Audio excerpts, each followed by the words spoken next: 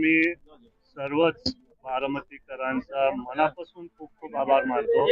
आदरणीय दादांसाठी त्यांनी यावेळेस मनावरती ही निवडणूक घेतली आणि एक इतिहास जो सर्वच बारामतीकर माझे कुटुंब आहेत त्यांनी दादांच्या प्रेमासाठी घडून आणलं, म्हणून त्यांचा पहिल्यांदा सर्वांचा मनापासून मी खरंच आभार मानतो.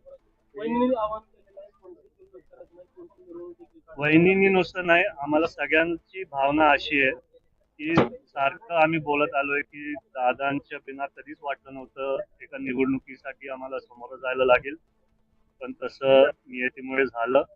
आणि 2 दिवसापूर्वी भोर तालुक्यात पण एकदम वाईट घटना घडली आहे त्या चिमुकलीच्या संदर्भात.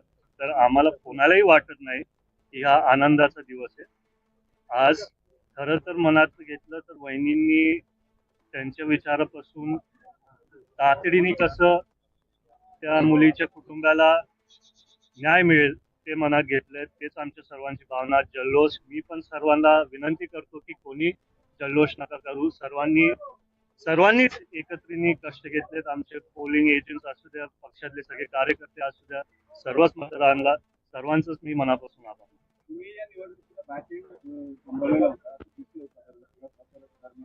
नाही, मी एकट्याने नव्हतं काय केलं. आम्ही नाही, ते बघा, मी तुम्हाला आताच बोललो ही वेळ तशी नाही बोलायची. मी आधी पण बोलत आलोय की 29 मध्ये लोकांची आशा आहे. मी सातत्याने बोलत आलोय मी सर्वांसाठी काम करणार आहे. मी आधी बोललो मंगळवारी जनता दरबार घेणार, पण नंतर मी सांगितलं की दर गुरुवारी घेणार, कारण सोमवार मंगळवारी आम्ही तिथं मुंबईत असतो.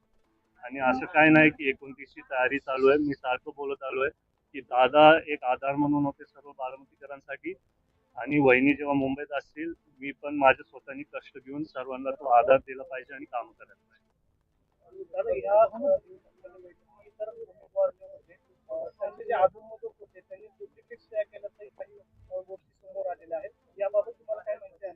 नाही, त्याच्याबद्दल माहिती नाही.